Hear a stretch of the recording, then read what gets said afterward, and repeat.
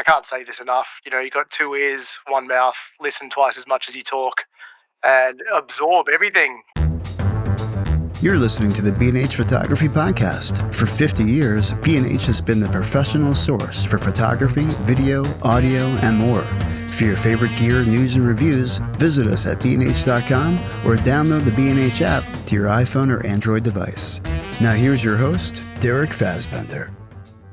Welcome, listeners. I'm Derek Fassbender, host of the B&H Photography Podcast. And I'm Jill Waterman, the podcast senior creative producer. And I'm Mike Weinstein, the show's technical producer and audio engineer. As any established photographer will tell you, forging a career can be a long and arduous journey with no instruction manual to guide you through the process. The lofty world of top-notch pros is often shrouded in mystery and full of things they don't teach in photo school. In today's show, we get to peek behind the scenes of this complex and often chaotic environment in a chat with two colleagues who found a way to balance their freelance careers as independent creators with high-profile work assisting in a world-class photo studio. Mike Foley is a New York City-based photographer specializing in heirloom portraiture and editorial photography. After getting his start photographing weddings and small events, Mike quickly grew into commercial work, providing clients with timeless images they can use to elevate their visual presence and define their brand. His approach behind the camera is warm and humanistic, allowing his subjects the space to be themselves. In addition to his own photo services, Mike is currently content manager and digital designer for an internationally renowned portrait photographer. On set, he serves as first assistant and B camera operator while also providing on-set and post-production support behind the scenes for clients like Balenciaga, New York Magazine, and many more. Australian native Alex Savidis is passionate about storytelling through both still and moving imagery. Based in New York City, he pushes creative boundaries by merging elements from his street and landscape photography into his portraiture and wedding work, weaving memories into art. For the past year and a half, Alex has also worked as lighting assistant and B-cam operator in the same high-profile portrait studio as Mike, catering to world-renowned clients and political leaders. On B-cam, it's his job to focus on finer details and provide viewers with a deeper, more intimate perspective on a given subject, capturing nuances that enhance the storytelling. Additionally, when he's not juggling camera gear or fine-tuning lights, you can find Alex behind the counter of his café, Regular NYC, in southern Manhattan, an establishment he founded in early 2024. Mike Foley and Alex Savidis, welcome to the show. Hello, hello. Hello, thanks for having us. Great to have you guys on. I got to start this off. Alex, we know you deal in heirloom tomatoes. Mike, you said heirloom portraiture. What is heirloom portraiture? How does it different from the types of portraiture we're used to hearing about? So I only recently included that as part of my branding and copy, if you will. And the main focus of that phrasing is just to say, hey, there are portraits, and then there are portraits that you can keep forever. They're not susceptible to the trends of editing and filters. And so really it was just a way for me to say, this isn't a portrait that gets lost in your photo gallery on your iPhone. You know, this is a portrait that you want to blow up and put on your wall in your family home. I love that. It's full of nuance. It's like, this isn't the portrait that goes on LinkedIn or you use it on Facebook until the next time you go out drinking with your friends and somebody takes a random selfie and then that replaces it. This is the one that's like, this goes up on the wall. And I think that totally sets it apart. That's the hope. You know, I think in this world of fast culture and fast images, fast everything, right? Everything is here today and gone tomorrow. And I think photography is one of those things that has the ability to last a lifetime if you can kind of figure out a way to make that work, you know? I love it. Fast photography. It's like we're so used to hearing fast fashion and all this stuff. And it's like, yeah, it is. Like photography, in a certain sense, I don't want to use the word cheapened. I mean, I think it's great that it's more accessible now. But yeah, we are. It's kind of like, hey, what can I do to pop up overnight, get my work seen as many people as possible? It's almost like a hit and run approach to photography rather than this slowed down process that really focuses on making timeless art. Yeah, and you really hit the nail on the head. I really think slowing down in all parts of the process, on set and post-production, talking to your clients, I think slowing down is the key. Like you really hit it. And that's That's what heirloom kind of says to me. Hmm. It's we're all taking a beat, slowing down, getting the right picture, and making sure it's the picture that works for you for as long as possible. Yeah, definitely. Now we're gonna dive into you guys' work later on, but for right now, like why we're here, you guys are assistants. Mike, you're first assistant, content manager, digital designer for a world-renowned portrait photographer. How did you land that gig? Is this something that you just applied to? Was there connections involved? How do you get into that world? It was 110% serendipitous. I was at my prior job, which I was shooting e-commerce for a shoe company, which we talked about, and I just was having a bad day at work. So I jumped onto LinkedIn, and just to make myself feel better, I shot out a bunch of resume and job applications. Fast forward about a week or so, I get an email from Michelle, who would end up being my producer soon, saying that, "Hey, Platon would like to meet you." And I was very confused. I had totally forgotten about the little fit I threw a couple weeks prior. And here I am being invited to this world famous studio as a potential first assistant. So that's kind of how this whole journey started. It started with a fit on LinkedIn. So wait, there is purpose to LinkedIn posts. I stand corrected. I forgive everything I said about LinkedIn in the past year. But you still need a good picture. There you go. You need an heirloom portrait on your LinkedIn. It's the only reason it happened. I gotta ask, what was your LinkedIn looking like? What portrait did you have as your LinkedIn photo? Oh gosh, probably. I mean, it's so funny you asked that because I'm a photographer, so you'd think I'd have this like immaculate portrait, but I just had a picture off of my photo reel, like off of my iPhone. That's not the case anymore. That says a lot, though. It's always like you make the biggest connection when you have the picture you put up as an inside joke to your friends, or it's like, hey, the 0.5 times iPhone selfie camera. Always great for putting up profile pictures. Oh yeah. And then, of course, once you start messaging with high-end studios, you frantically go to change all of your information, your portrait. Take me seriously, please. Yeah, exactly. How did you prepare going into this interview? I mean, I know there's a lot of nerves. We don't even need, like, that's kind of just, there's nerves going into it. But was there anything that you prepared for? Was this like you were going into an infamous interview with like Google? You know how they say never meet your heroes? Well, I've studied Platon's work as it happened, very familiar with his legacy. And so for me, the prep was breathing control, the remembering that we're all just human beings. And I, of course, did some homework. I brushed up on some of his more recent shoots, but a lot of it was just, I'm going to just be myself, fly by the seat of my pants, and hopefully he likes me. And that eventually got me through. It works. It's like, wait, we're waiting for like this like secret recipe. And it's like, nah, I mean, I think that speaks for itself. If your work is there and you're a likable person, I think people underestimate just hard work, authenticity, and being a likable person. It gets you far.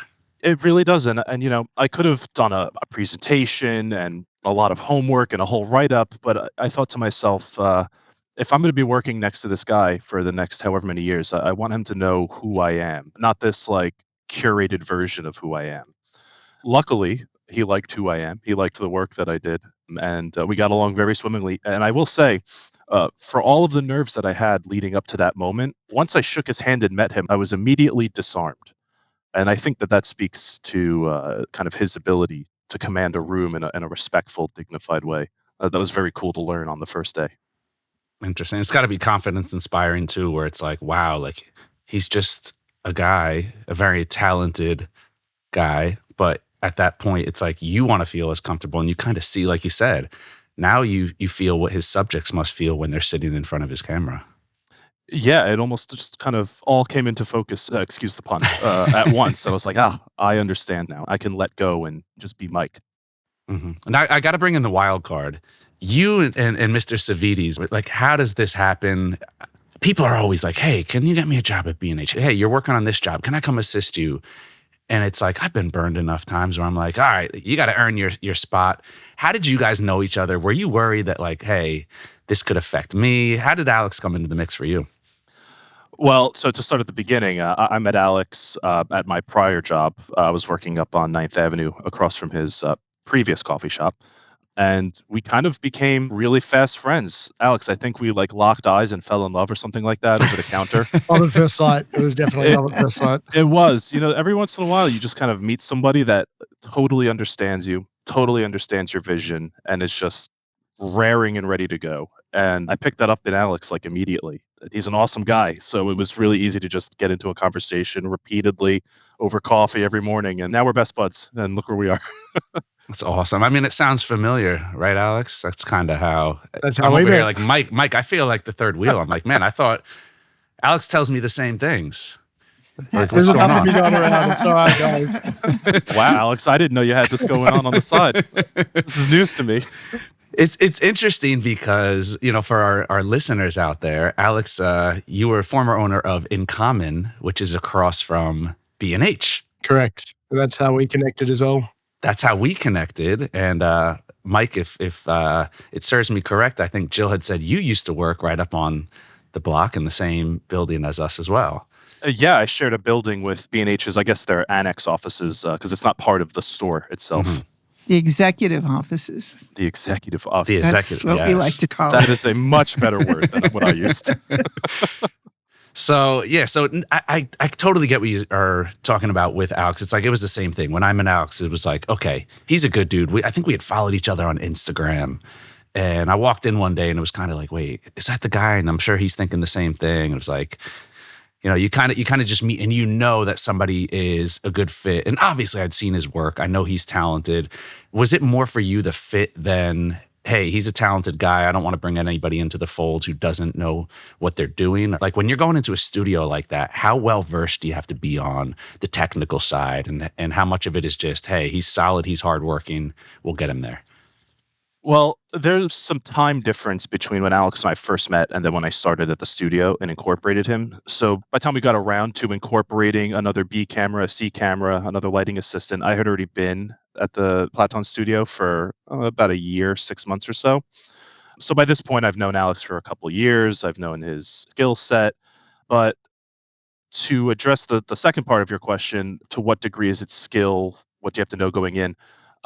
This world, the high-end photography world, is definitely a world where you have to be on your toes. You have to be ready for everything, and you have to be resourceful.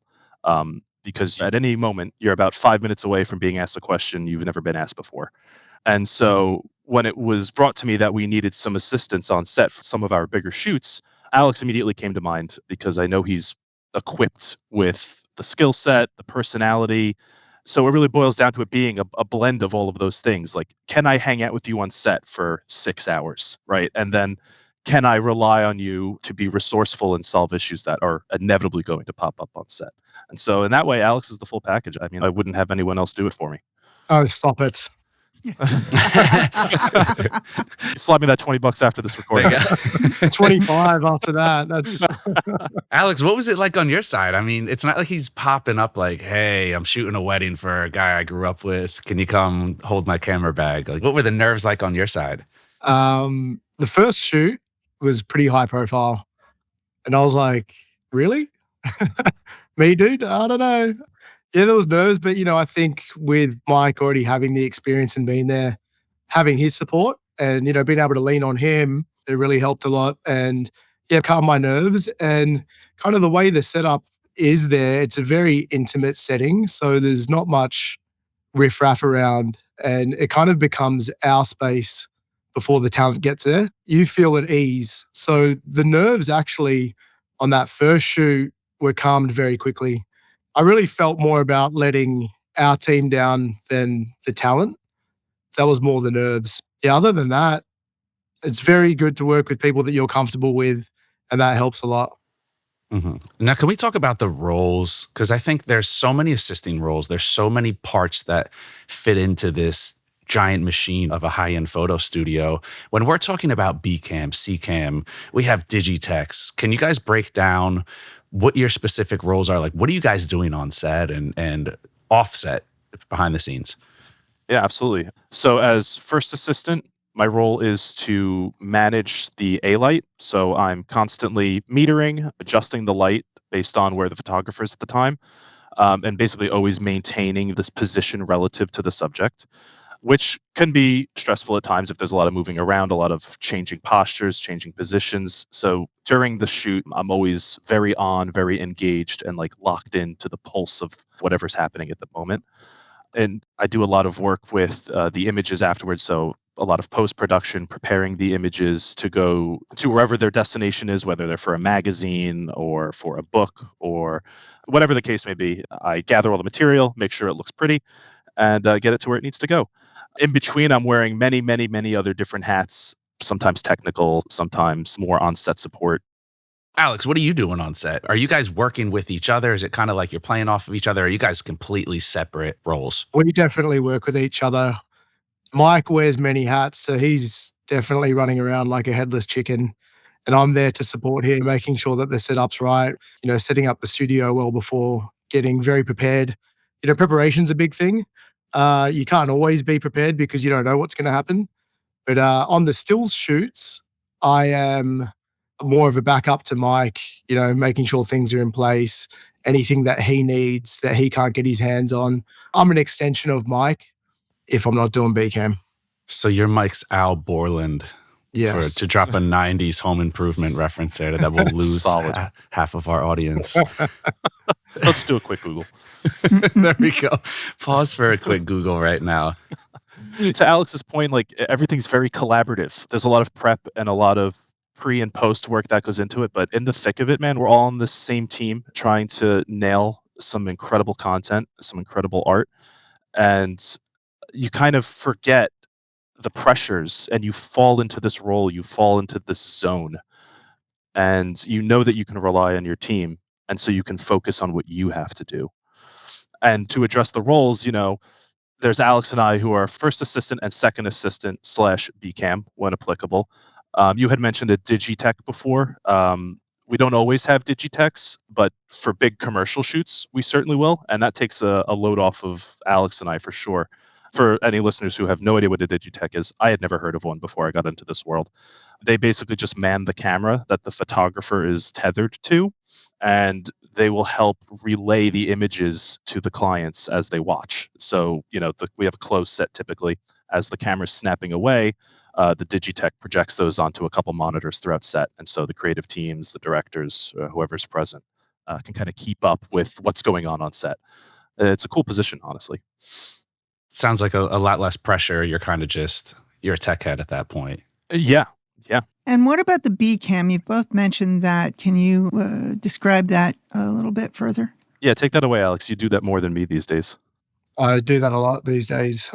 So on video shoots, we've got the A-cam and B-cam, and the A-cam is capturing the main focus of the subject, doing moving portraits, and my job is to capture the finer details and things that the viewers wouldn't normally hone in on, close-ups, details, a lot of the time using a telephoto. In an interview scenario, we'll take two sides and I'll be responsible for the details, the widers when the interviewer is talking, or then the close-ups when the interviewee is giving responses. And then the main cam in that scenario is really capturing the emotion of it and their faces. That kind of sounds like the more interesting. It's almost like the second shooter on a wedding where it's like, hey, I'll handle all the high pressure stuff. You get to get the candids of the guests and you just get to float around and be a fly on the wall. Is it like that, or am I reading it wrong? Yeah, it's definitely a lot more fun because there's a lot less pressure. You know that if you're going to miss a frame on a certain moment, if I'm focused on the wrong thing, I know that the A-cam has got that. And then when we're doing the more creative stuff, when we're doing behind the scenes or B-roll of the photo shoot, it's a great opportunity to get super creative and get, as we call it there, it's time to get weird. That's the best phrase. Is that like the bonus time? Like, we got what we need. Let's just have fun now and get a little extra cream on top? Generally, during the interviews, it's a little more structured and a bit cleaner. But when it's time to capture the behind the scenes of the shoot itself, that whole time is time to get weird, which is great. Full creative freedom. That sounds awesome. Now, can you guys take us through what a shoot looks like? I know it can range from, hey, you have 20 seconds with this guy. You got to get one frame. And there's times probably where it's a 10, 12, 14-hour day. Can you take us through a little bit of the varied types of sits that you guys are working on? Yeah, I mean, I'd say probably the most exciting shoot days, and I think Alex would agree, are the days where we get to go to the big decked out studios in New York City, like Jack's or Studio 59. And a day like that are the most exciting because they're full days in the studio. They're usually like 6 to 8 hours. We go in early, probably about 3 or 4 hours at least before talent shows up, and we set up on the cyclorama. We put up our V flats, we set up lighting. That could take an hour, 2 hours. It totally depends on the size of the shoot. We'll do a pre-light set. Alex has probably hundreds of portraits of him now, just sitting on an Apple box as I test the cameras. LinkedIn, baby. There you go. One of them is my LinkedIn photo. Thank you, Mike. You're welcome. And you have enough to have a fresh one every day for a year, I think. So we might goof a little bit at that portion. We'll snap away. Cameras are working, but we're still snapping. And then it's very much a hurry up and wait for the talent to show up after we're all set up. Nothing really exciting goes on at that point. Either the talent's super on time and they're walking in as we're putting up the last light, or we're waiting a couple hours. I could tell you one funny story. We did a shoot at Studio 59 for Balenciaga. Alex was there, of course. We were photographing their ambassadors, Kim Kardashian being one of them. And, we get set up. We have a great morning, all coffeeed up, sets all ready to rock. And we get a notification from the producer that Kim Kardashian will be late because she has called the paparazzi on herself. And she's doing a photo op downstairs at Pier 59. And it's funny, none of us are upset or anything. We know how this stuff goes, but it really shines a light on it's almost always a hurry up and wait situation. You get up at 6 a.m., you get set up, you're raring to go, and then you got to wait 3 hours for the talent to show up. But the wait's worth it because it's such a cool experience when they do show up, regardless of who it is. It's always super interesting. This sounds so familiar to me. Just for a little background, coming from the film world of Los Angeles, although I worked as a on-location sound engineer, I'm just hearing a lot of familiar phrases and words that bring back to mind what I used to do. But I'm curious, when you're explicitly doing still shoots, is the setup and preparation different in terms of what you would need to do and what needs to happen than doing video or still/video shoots? It's fairly different. Stills is a bit more straightforward. For example, I'm not setting up GoPros or a slide cam, or Mm-hmm. I'm not taking considerations that I would take for a video set. Basically, I'll say this. We always shoot under the same conditions. A-light, V-flat set where they are, Apple box set where they are, in front of a sweep of some sort, whether that's a seamless or a cyclorama. The elements that change when video is introduced, we'll have GoPros mounted above, we'll have the slide cam set up. So those elements, they do take an extra second and an extra moment of consideration to set up.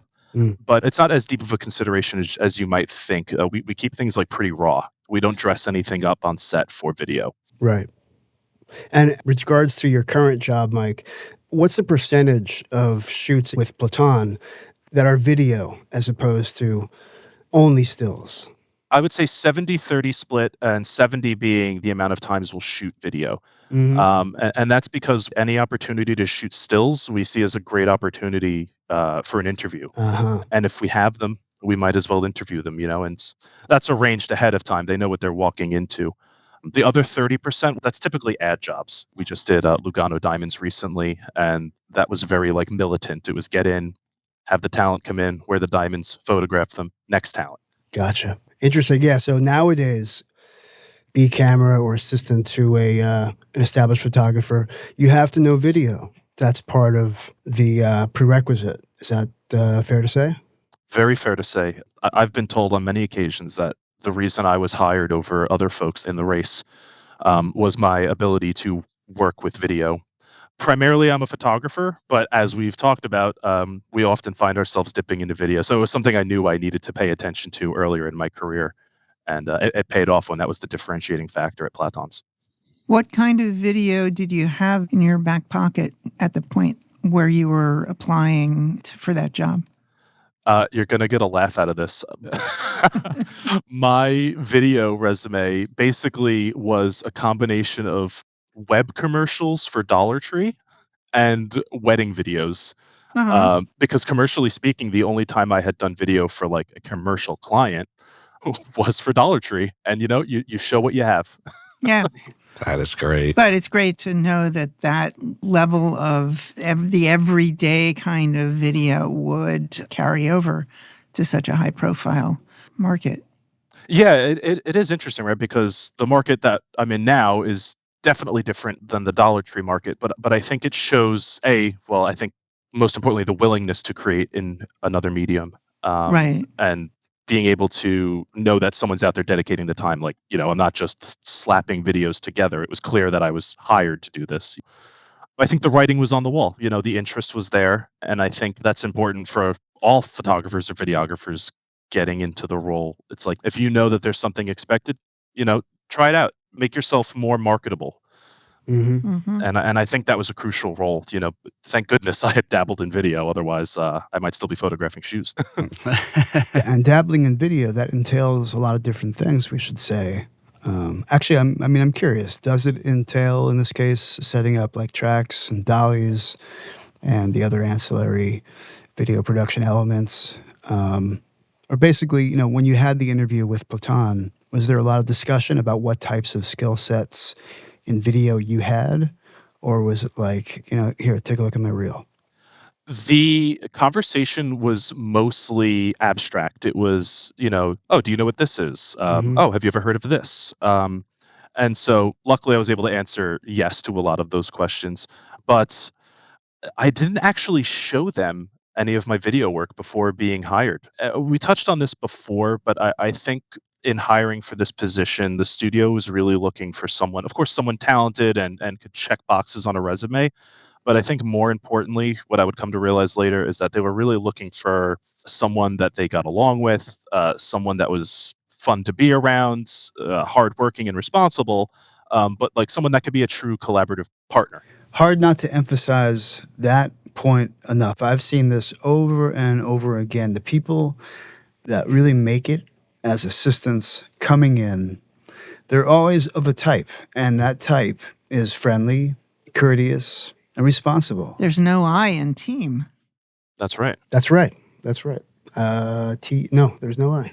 Just a quick double check. Yeah. I think personality and work ethic definitely come into play. If you got a personality where you can connect with people of all different levels, and you've got a work ethic where no job is too low or no job is too high, you're always willing to give it a go, it definitely gives you the advantage over other people. Well said. No job is too low is exactly the kind of thing that, I want to emphasize for people listening. That is the type of person. Do anything. If someone said, hey, can you take the trash out? You go on, take the trash out. Hey, do you mind just giving the bathroom a quick clean? Hey, I'm here doing a job.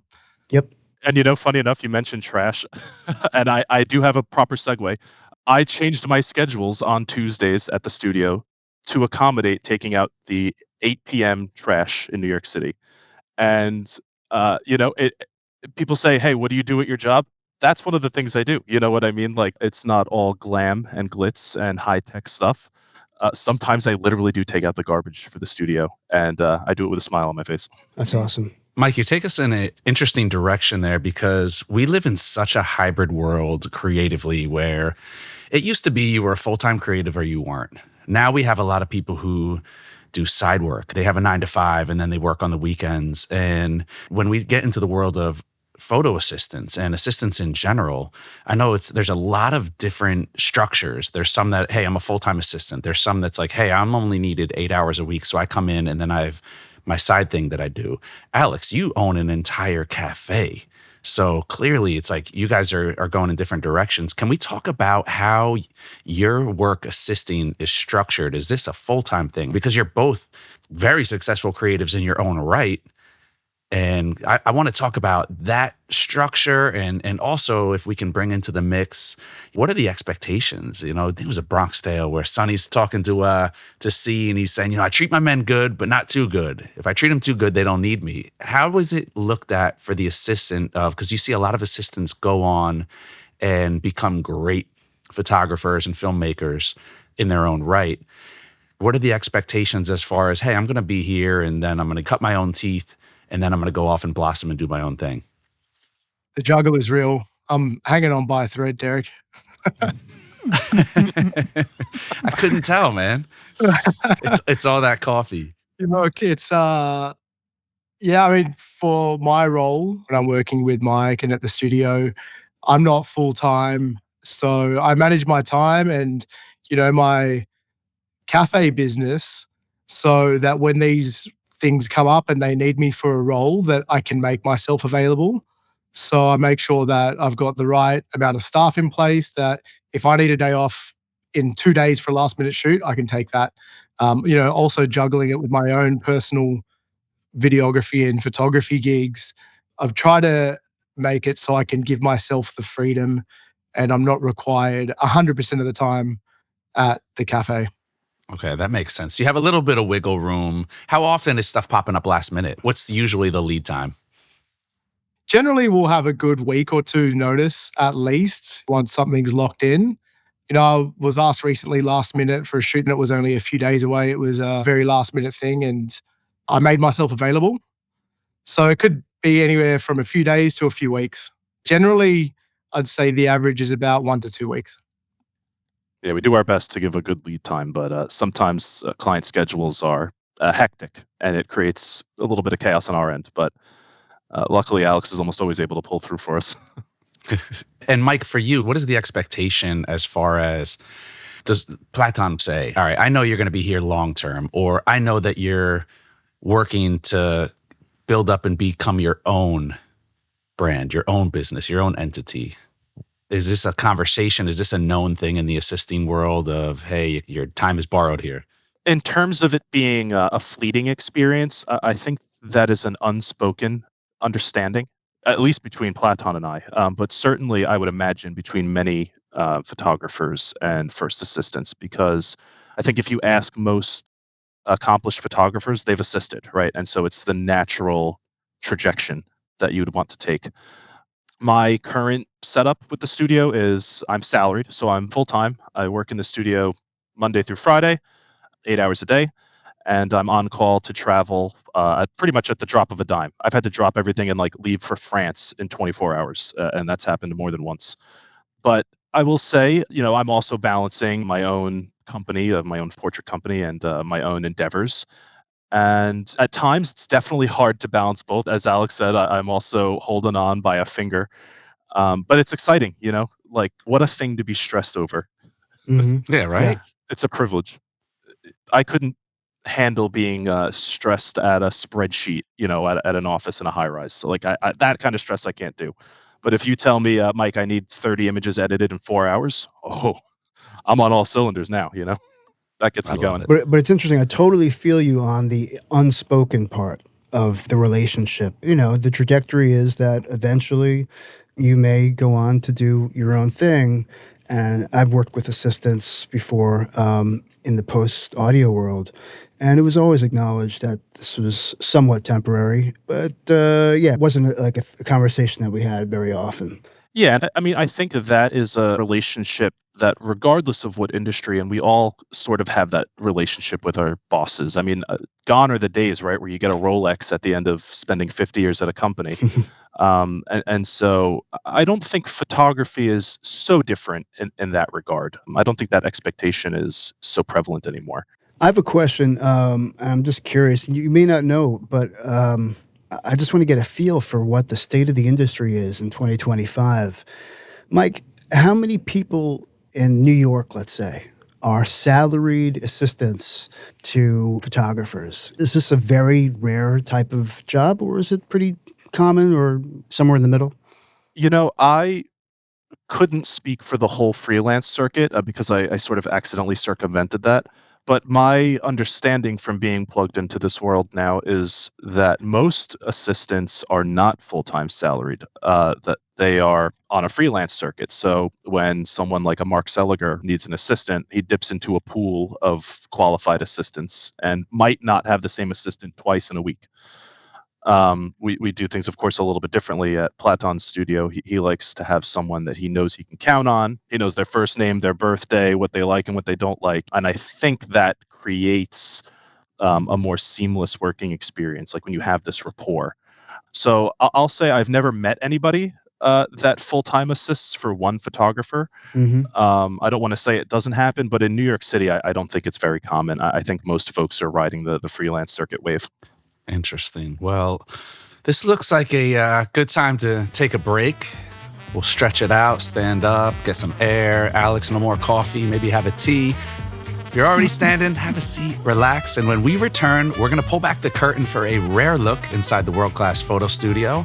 We'll ask Mike and Alex how they balance these responsibilities with their growing photo careers. So stay tuned. We'll be back in a few. We hope you're enjoying this episode of the B&H Photography Podcast. Alex and Mike have a lot of great ideas to share, including this creative approach to leveling up your photographic skill set. The second piece of advice I would give is to think of your skill set as like a tool belt, and every opportunity you have to shoot is another thing you can put on your tool belt. And I think keeping things framed this way, it feels like, I don't know, to be corny, it feels like achievements in a video game, right? Like you got to unlock this next achievement to level up as a photographer. And it's cheesy, but if you kind of set your mind that way, it becomes a game. It becomes fun. And we are back talking with Mike Foley and Alex Savidis. Now, before the break, we were talking about the nuts and bolts of working as a photo or lighting assistant, but I want to get to the fun stuff. I want to get to the stories. I know we can't go too crazy, but Mike, Alex, what is a shoot that stands out to each of you? I don't know if there's one that you guys were both on and it's just like the fact that you were in it together, or maybe each of you have your own stories for an impressive shoot, something that was just super memorable. I guess I'll hit this one off. So this is one that Alex and I worked on together. We did a film for the DNC a couple months ahead of the election. And what the shoot entailed was bringing in regular, everyday Americans, putting them on set, and asking them what they thought the American dream was, what are American values. While politically charged in nature, we did a very earnest job in keeping it apolitical. We kept it very neutral. And it felt so important and it felt so pressing at the time. You know, listening to the stories of these folks who maybe they are struggling or maybe they're not struggling and they want better for their children or the next generations. It was just very moving to hear. I think it ended up being 30 or something unique people and families coming in and talking from their heart about where they want to see the world go. And I mean, of course, our job was to photograph and record all of this for the film. And it was incredibly moving. We had this one girl, Tyler, she came in with her mom. And I don't want to mischaracterize her, but I believe she had multiple sclerosis. And she gave the most incredible speech about what freedom meant to her. And I'm actually getting a little bit of chills and goosebumps thinking about it right now. She gave such a moving speech, and we are all just stunned, you know, behind the cameras, behind set. And we were all crying at the end of it, man. Like we all felt the importance of the moment, and this girl just captured it elegantly and beautifully. And despite the challenges she faced to get to the studio in the first place. So for me, that is easily the most moving, important shoot I have ever been a part of. That was a big couple of days. Correct me if I'm wrong. It was 2 days, right, Mike? It was 2 days, yeah. Yeah. So, yeah, that was a big couple of days. Mike spoke before about kind of the length of a shoot day. They were like 12 to 14-hour days. And the whole thing came together so fast. It was really incredible how the production team pulled it together. That was definitely the biggest crew that I've worked with. I think they said there was 150 of us. That sounds about right. Wow. Yeah, in this giant studio. And just to watch it all come together, and everybody had their roles, and a lot of us didn't even know each other, had never met each other before, but the teamwork was incredible. And, you know, you really felt that this was an important, big thing that we're all a part of. It was, it was quite surreal. It was. With a sizable crew like that, what kind of pre-production is involved? Like, are there meetings beforehand so to get everybody on the same page, or do you just jump in? Generally, there are. This came together so quick. we didn't have much of a brief beforehand. Hmm. But I think, you know, our team that was brought in, we are already a team, so we all work with each other previously and we know exactly what our roles are. So it was very much on the fly from my part. Anyway, I didn't have much briefing beforehand. But when I got in there, I was like, okay, this is what we're doing. You're on BCAM. This is what we need. Mhm. And yeah, it came together very harmoniously for how little we were prepared for it. And I have a slightly different perspective. He's like, Alex, pump the brakes. Well, I'm glad you had such a nice time, Alex. I had a great time. It was a day at the park. I mean, you're right, though, Alex. It was haphazard. It came together in what felt like seconds. But the weekend leading up to the shoot, I was doing some like travel with family, and I was in and out of Zoom meetings because, like Alex said, we're merging, the Platon team with this production team that we're working with. And, you mentioned like doing intros and pre-setup and everything. I would say for a good 3 or 4 days before the shoot started, I was standing in as a producer because our studio producer was gone. She was on a vacation.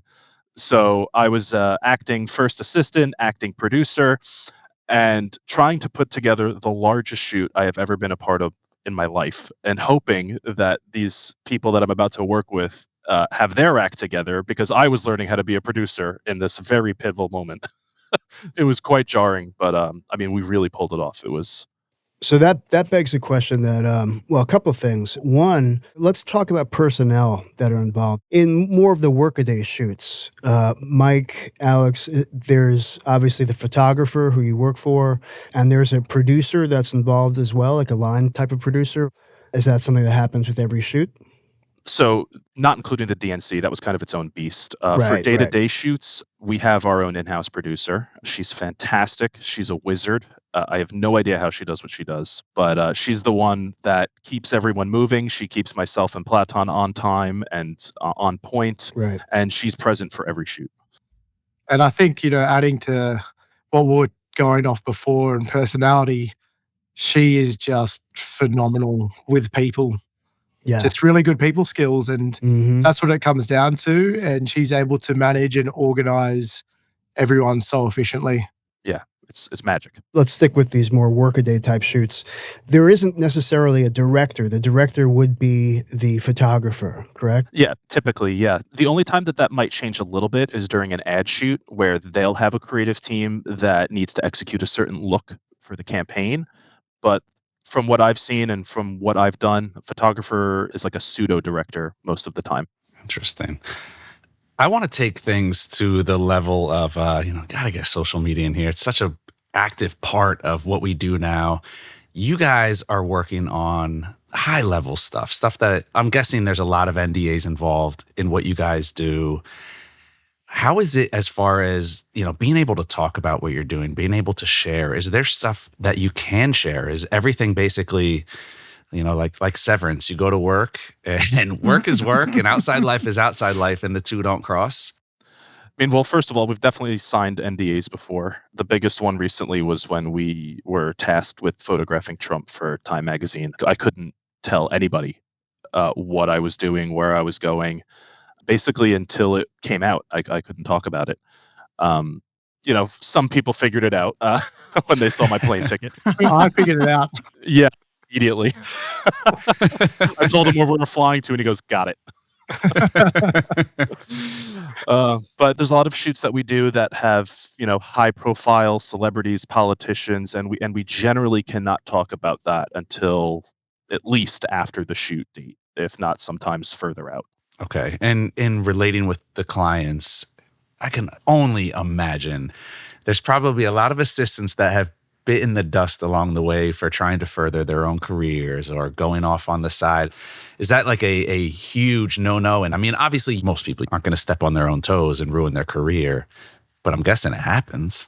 You're not slipping a business card in the coffee break. Yeah. Yeah, that's a big no-no. I mean, I think it's like anything else. You read the room, you know your team best and what is acceptable. I think we all have this like kind of innate, like, oh, I'm doing something I shouldn't be doing sort of feeling in our guts. But my relationship with the studio is such that I'm very comfortable discussing my own endeavors and my own dreams and goals. But certainly there is a balance, right, to furthering my own career while respecting the studio that I work for. And what I try to do is just, I think friendliness and courteousness goes a long way, right? So someone will remember that on set if they're looking for a photographer that perhaps isn't as established as a Platon, but they know can get the job done. I think that they'll be like, hey, that assistant was a really nice guy to work with. He was really pleasant. I liked being on set with him.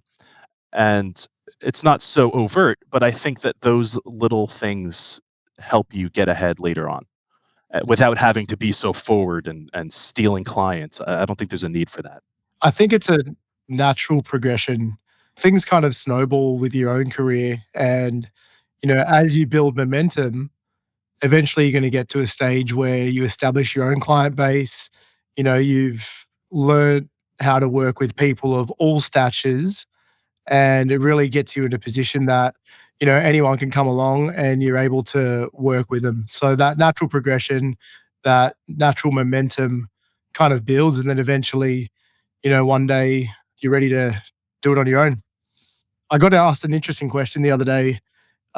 This last probably 2 months, I've had so much photo video work, and I was chatting to one of my customers at the coffee shop, and they said, "So what's your side gig?"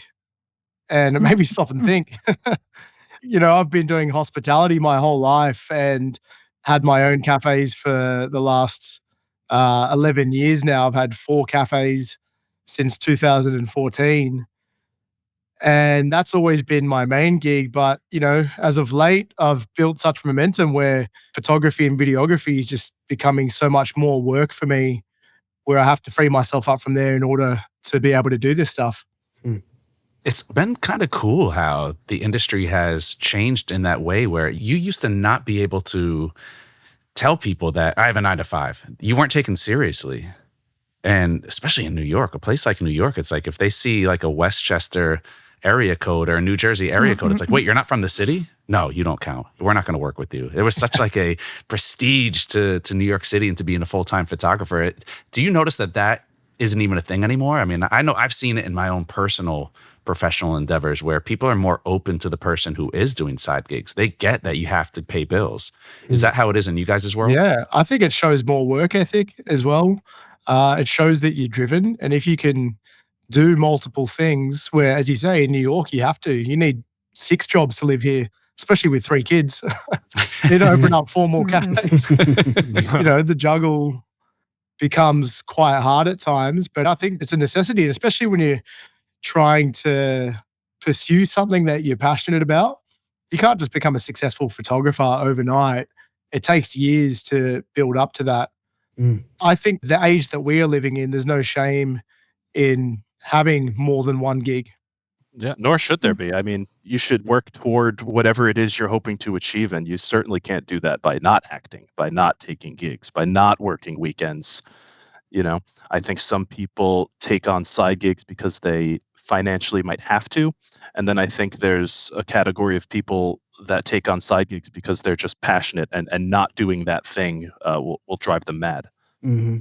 Yeah. I mean, look, me personally, I never had the desire to take something that I love and that I'm passionate about and turn it into work for fear that it would drive the passion out of it.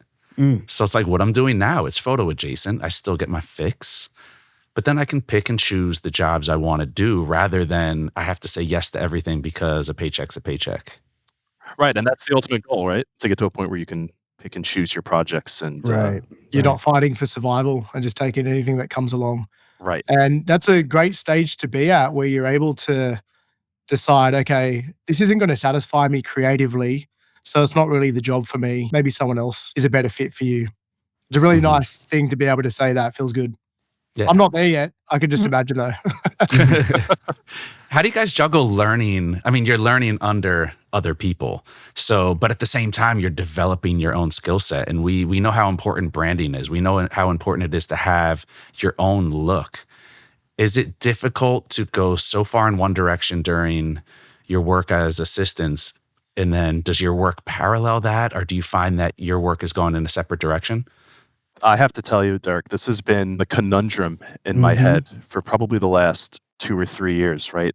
When I was leaving e-commerce, I was used to being, the smartest photographer in the room, or whatever nonsense that even means, right? I was used to being top dog and having all the answers, knowing all the facets of photography. And then I walk into this studio at Platon's, and I realized I didn't know anything. I didn't know a single thing about photography effectively. All this to say, I think maintaining the mindset of always being a student, like especially in art, we're never mastering an art. We're always improving and synthesizing new information. And so I think it's key to always be a student, always be willing to learn something, pick up a technique, pick up a piece of equipment that you've never used before, and just always be willing to learn. And it'll never steer you wrong. As creatives, we're weird people and we have tastes. So you do adapt. And as you're learning, you'll pick up things that you like and that suit your taste or that you can incorporate into your own style. And we're humans, we're constantly evolving. So your styles are constantly evolving. And something that you see today, we might take note of it subconsciously, but you might not like that till a year down the track and be like, oh, yeah, actually, that does really suit me. And, the way that my style has evolved. Yeah, you really have to be open to the advice that other creatives give you. I mean, because you could be stuck doing something a certain way for, 10 years and you had no idea that this other solution saved you 20 minutes per editing session. Those little things all add up to being a better creative, a better professional. I mean, there's so many different brands of creatives. For every person who is, I am black and white, high key portraits all the time, every time, and I've made a career for 40 years over it. You have people who are changing as a person, and every 5, 10 years, their work shifts and their work progresses into a new form.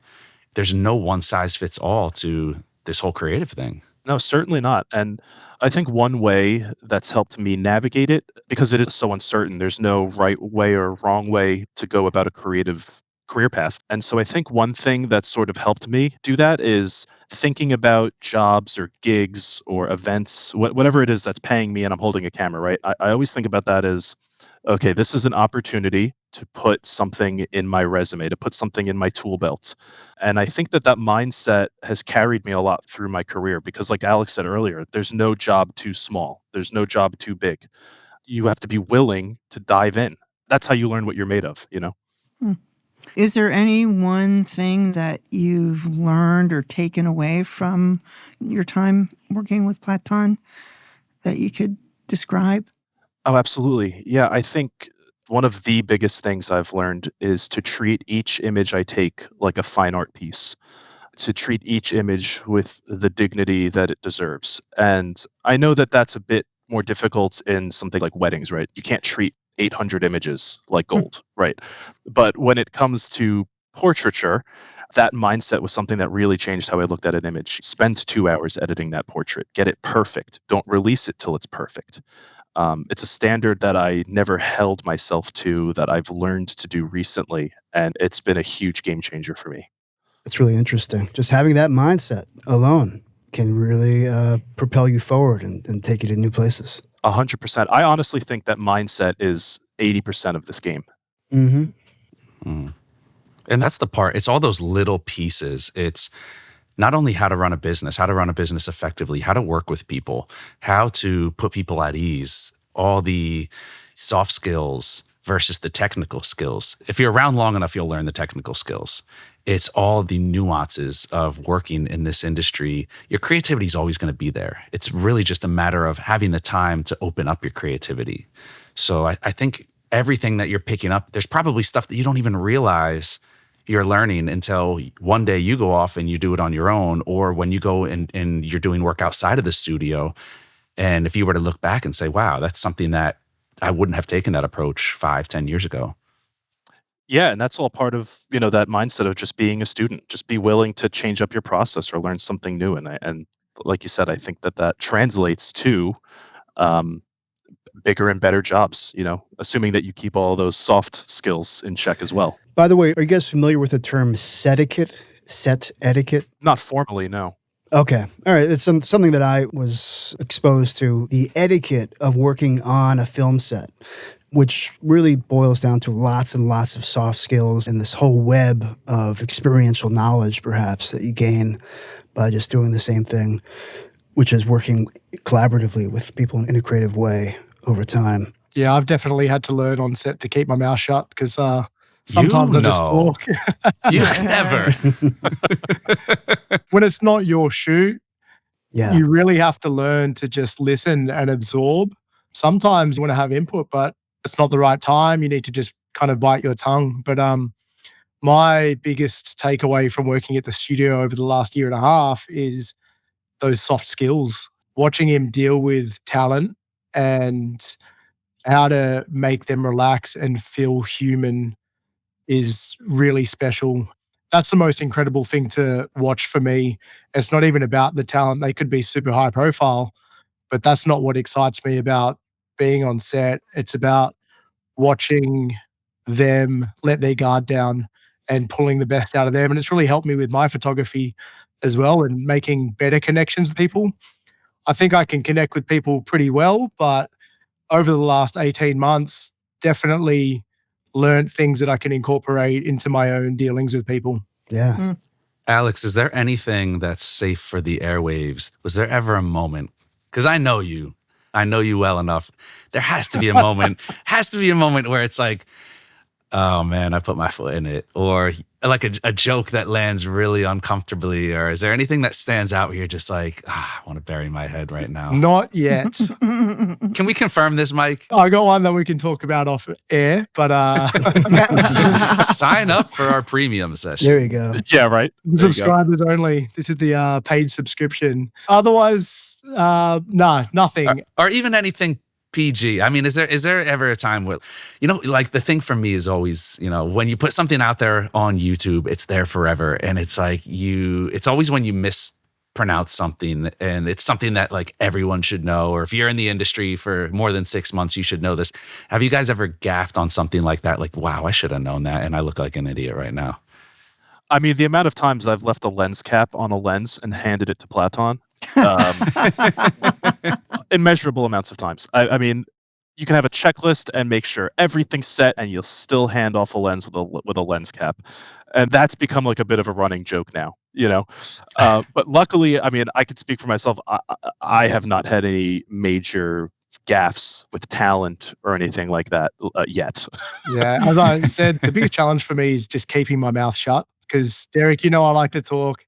I got some pretty inappropriate things to say at times. He's a spicy guy. So I really had to learn to keep quiet. And when you're talking about being on set, and if there's something you don't know, I'm very fortunate to be working with Mike, whereas all it takes is a look.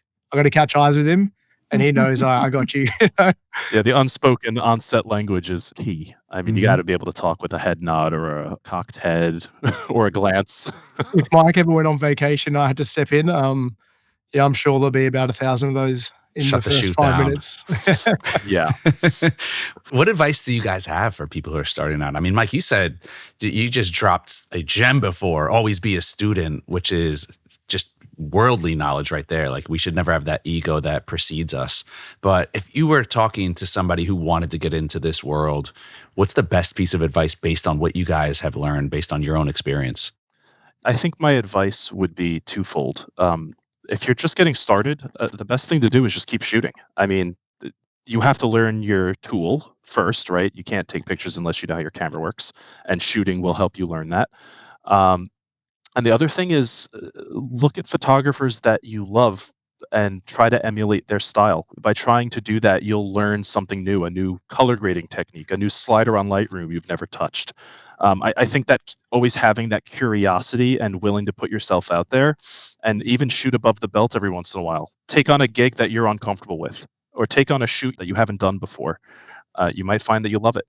And the second piece of advice I would give is to think of your skill set as like a tool belt, and every opportunity you have to shoot is another thing you can put on your tool belt. And I think keeping things framed this way It feels like, I don't know, to be corny, it feels like achievements in a video game, right? Like you got to unlock this next achievement to level up as a photographer. And it's cheesy, but if you kind of set your mind that way, it becomes a game. It becomes fun. You want to do this next shoot because you're going to test out this new skill you learned. So I think that is the most important thing to remember from my perspective. Very cool. Yeah.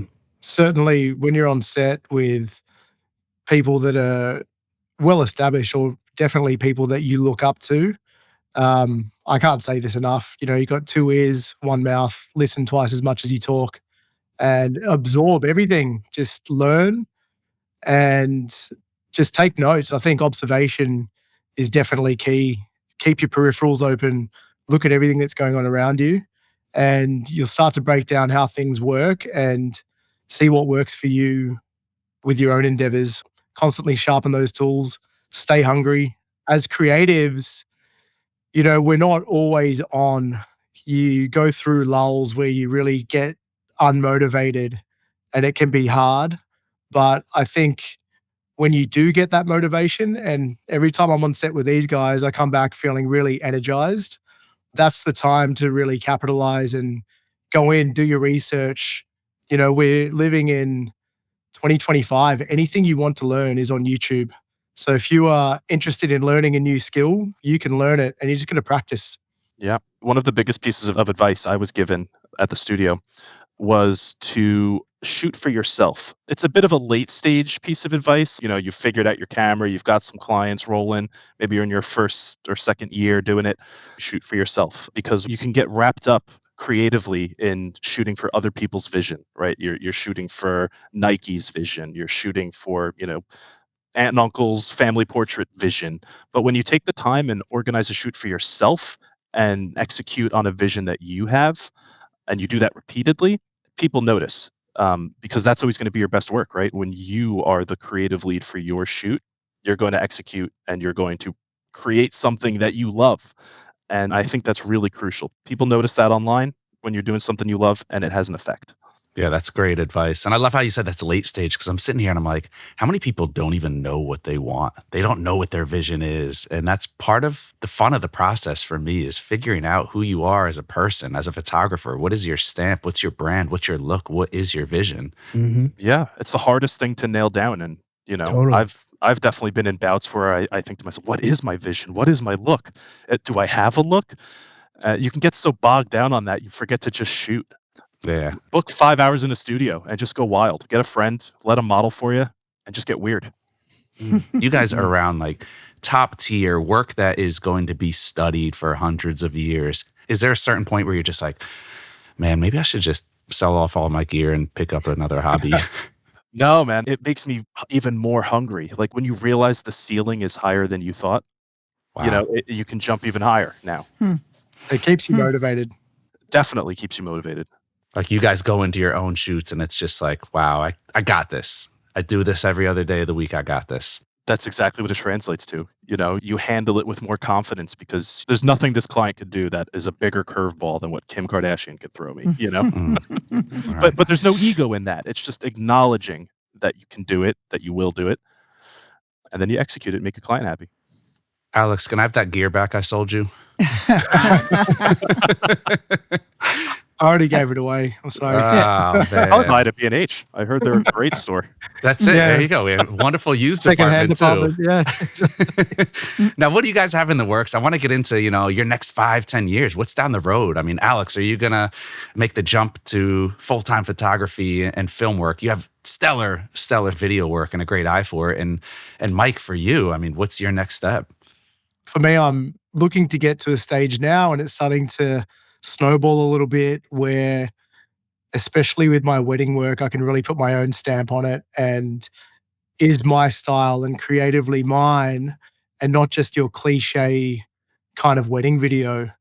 And, it really translates well when people come to you and they say, hey, I really like that. I really like how that video came across. I love the feel. I love how authentic it is, less posing, more candid, fly on the wall documentary stuff. And, obviously with my landscape and street stuff, I will pose people and throw them in to get some epic shots to sprinkle in there. but really trying to capture, the authentic emotion of the couple and the feel of the day and translate that. So the more my style develops and, I hone in on that, then people will come to me for me. And that's really where I want to get to with my wedding work. Personal projects, I'm always working on a personal project with my kids. I've got a little Fuji X100T. It's like 9 years old and it sits on my windowsill. And every day I take photos of my kids. And right now, I'm not doing anything with it. I'm just hoarding the images. But, my retirement plan is one day to sort all those out and make photo books of, the first 15 years of their lives. I love that. As a father, I think that's so important. And, Mike, you were talking about making work for you, and the ultimate form of making work for you is family. And, we go out there and we shoot all these gigs and jobs and shoots for corporations and big entities. But taking that camera out inside the four walls of your home and creating the most meaningful work, even if you don't know what to do with that at the time, that's powerful. That's special. Yeah.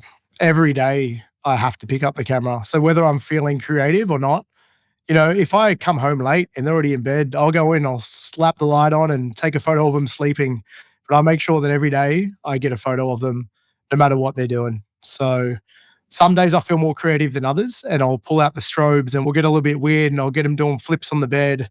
And, some days it might just be eating dinner or playing Switch on the sofa or out in the park. So each day I can't stay on top of my game, but it keeps me with a camera in my hand every day, whether I've got a job on or not. I have to pick it up.